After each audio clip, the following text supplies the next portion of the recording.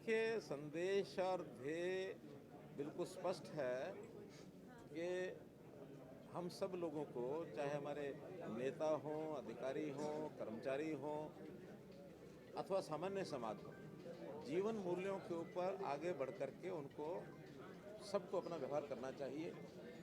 अब चूँकि सरकार के साथ आम जनता का व्यवहार जो होता है उसमें बहुत सी बातें ऐसी होती जो सुधार की गुंजाइश है, तो उन चीज़ों को ध्यान में रखते हुए प्रदेश भर में हमने जो हमारे 3.5 लाख सरकारी कर्मचारी हैं उनको कर्मयोगी मिशन, इसके अंतर्गत हरियाणा कर्मयोगी का एक कार्यक्रम चलाया है। हिप्पा के माध्यम से इस अभियान को 30 नवंबर को शुरू किया गया था। अभी तक 2,10,000 लोगों को इस प्रशिक्षण के माध्यम से ये सारी चर्चा और ये सारी बातें विचार की गई हैं। बहुत लोगों ने इसको सराहा है कि ऐसा जीवन में पहली बार हमको काम करने की प्रेरणा मिल रही है कि हमको अपने आप को, अपने मन को, अपने विचार को, सबको प्रबंधन करके समाज की सेवा में आगे लगना चाहिए।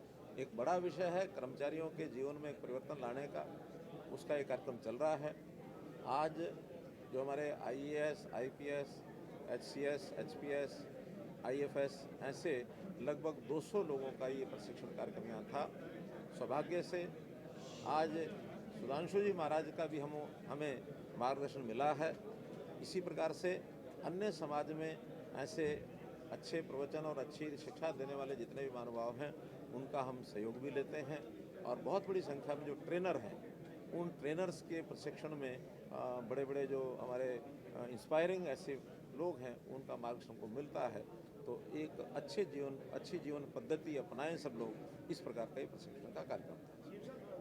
महाराज ने भी कहा और आपने भी जिक्र किया सर, 2014 में जब आप सत्ता में आए हरियाणा में या देश में, तो राजनीतिक लोगों की भी जो चेहरा था उसके ऊपर पोलिटिशियन लोगों में नैतिकता को लेकर सवाल थे सर। आप क्या समझते हैं सर, इसमें देश के स्तर पर या प्रदेश के हरियाणा स्तर पर हम कितना सफल हुए हैं या कितना लोगों का विश्वास बढ़ा है इसमें? निश्चित रूप से बढ़ा है, क्योंकि हमने बहुत सी सरकारी जो पद्धति है, व्यवस्थाएं हैं, उसका परिवर्तन किया है और ऐसे व्यवस्था परिवर्तन के काम किए हैं जिसमें समाज को नैतिकता के आधार के ऊपर हम कुछ डिलीवरी कर सकें।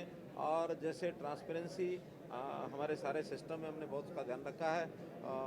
भर्तियां हैं बिना पर्ची बिना खर्ची के, जो भर्ती मिशन मेरिट ये हम लेकर के चले हैं। हमारी जो ट्रांसपेरेंट ऑनलाइन ट्रांसफ़र पॉलिसी है वो भी उसी का एक अंग है। और हम लोगों ने व्यक्ति जो गलत काम करते हैं उनके खिलाफ कार्रवाई करने का भी अपना सिस्टम जो है उसको मजबूत किया है। और समाज में एक धारणा बनी है, एक विश्वास बना है कि इस सरकार के माध्यम से हमारी जो समस्या है उसको हल करने का हमको रास्ता मिलता है। इसका हमको बहुत बड़ा लाभ है। हरियाणा कर्मचारी चयन आयोग ने देर रात को हाईकोर्ट की रोक हटाए जाने के बाद 10,000 से भी ज़्यादा ग्रुप C की भर्ती का रिजल्ट जारी किया है सर। बहुत सारे जो लोग हैं सिर्फ मेरिट बेस पे भर्ती हुए हैं, विपक्ष सवाल लगातार उठाता था सर। आप ये मानते हैं सर कि कर्मचारी चयन आयोग ने जो एक नतीजे जारी किए ये विपक्ष को एक जवाब है सर? नहीं, हमें किसी को जवाब नहीं देना है। हमारा जो काम है कि हम हरियाणा प्रदेश में जो भर्तियां करें निष्पक्ष तौर पर करें। कुछ चीज़ें निष्पक्ष करने के बाद बहुत से लोग कोर्ट में सहारा लेने के लिए निकल पड़ते हैं कि कैसे इसको रोका जाए।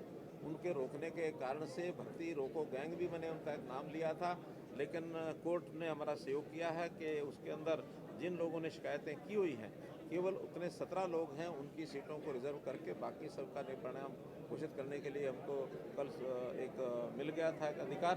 तो 10,000 कुछ लोगों की भर्ती का ये जो प्रक्रिया चल रही थी पूरी हुई है। आगामी और एक 10 दिन में 15 दिन में इतनी ही भर्तियां और हो जाएंगी। फिर उसके बाद ग्रुप D की जो 13,000 भर्तियां उसका भी रिजल्ट निकलेगा।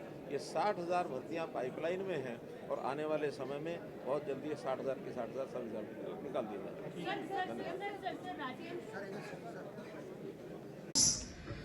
यानी education, transport, police, health and others से लिया है, जो हमारे ही कर्मचारियों ने स्वेच्छा से ग्रुप में डाला है।